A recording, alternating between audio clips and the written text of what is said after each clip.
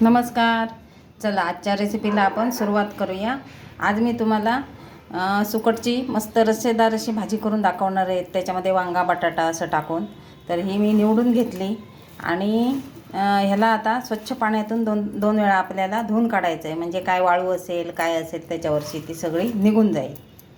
याच्यासाठी आपल्याला छोटंसं वाटण लागणार. थोडंसं ग्रेव्ही टाईप करतो आहे म्हणून पाणी असं वेगळं नको व्हायला म्हणून आपण थोडं वाटण करतो आहे. तर 3-4 चमचे सुकं खोबरं घेतलं आहे. ओलं असेल ओलं घेऊ शकता. 7-8 लसूण पाकळ्या आणि 2-3 हिरव्या मिरच्या आणि अगदी आल्याचा छोटासा तुकडा घेतला आहे बघा.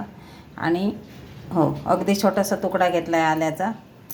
तर ह्याच्यामध्ये आता थोडंसं पाणी घालूया आणि वाटून घेऊया. आणि ह्याच्यामध्ये तुम्ही 1-2 कोथिंबीरीच्या काड्या पण घालू शकता. जास्त कोथिंबीर ह्या रेसिपीला काही गरज नाही. मी आता कोथिंबीर शिवायच करते. आता माझ्याकडे नाहीच आहे घरात, पण मी बऱ्याच वेळा अशी करते, कोथिंबीर असली तर थोडीशी टाकते, जास्त टाकायचीच नाही त्याला. हे इथे 1 चमचा तेल टाकलं आहे. त्याच्यामध्ये 1 कांदा टाकूया. ह्या रेसिपीला तेल जास्त लागत नाही, अगदी थोड्याशा तेलावर ह्या रेसिपी बनतात.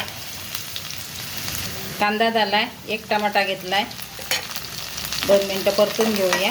हे आपण जे वाटण केलं आहे, थोडंसं खोबरं, लसूण, हे 2-3 हिरव्या मिरच्या आणि बारीक आलं, तेही आता टॉमॅटोबरोबर आपण परतून घेऊया.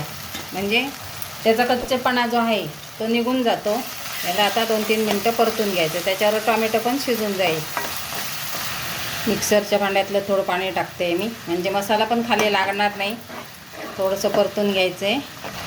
हे माशातला प्रकार आहे कोलम, जे आहे जे कोलम, त्यानंतर त्याला बरीच नावं आहेत. जवळा आहे, आम्ही सुकट म्हणतो. तर त्याचे जे मसाले आहेत हे जास्त परतायचे नाही, म्हणजे अगदी तेल सुटेपर्यंत. त्याला थोडाफार कच्चपणा असतो मसाल्यांमध्ये. आता हे झालं आहे. आता हा माझा घरचा मसाला आहे, मालवणी मसाला. आणि हे 1 चमचा लाल मिरची पूड आहे आणि हळद आहे, ते टाकूया. हे आता परतून घेऊया.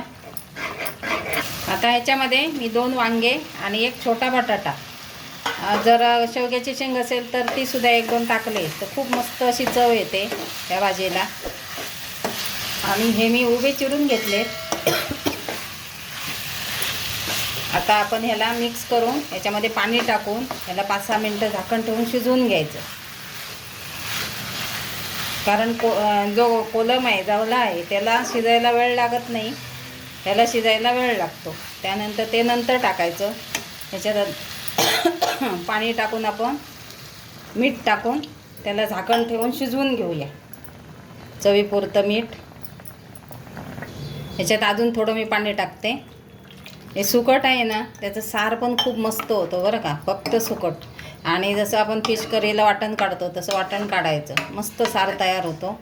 आता ह्याला मी शिजवून घेते. अर्धा कच्चा बटाटा शिजला का मग आपण त्याच्यामध्ये कोलिंब घालूया.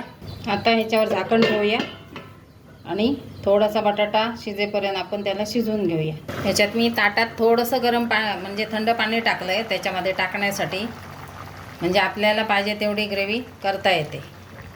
अजून 2-3 मिनटं शिजवून घेऊया. झाकण काढूया. आता बऱ्यापैकी शिजले आहेत आता ते. आता ह्याच्यामध्ये आपण हे टाकूया, सुकट टाकूया. बऱ्यापैकी शिजलेत.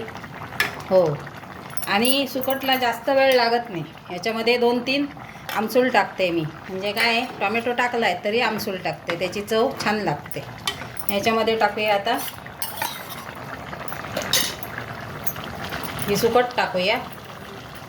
आणि अगदी 5 मिनटं शिजवायची, जास्त शिजवायची गरज नाही. 5 मिनटं शिजली का आपली भाजी तयार. रेसिपी आवडली असेल तर लाईक शेअर करा. शेजारील बेलचं बटन नक्की दाबा. आणि चॅनलवर नवीन असतील त्यांनी सबस्क्राईब करा. अगदी 5 मिनटं शिजवायचे का आपली सुकट भाजी तयार. वांगं बटाटा सुकट.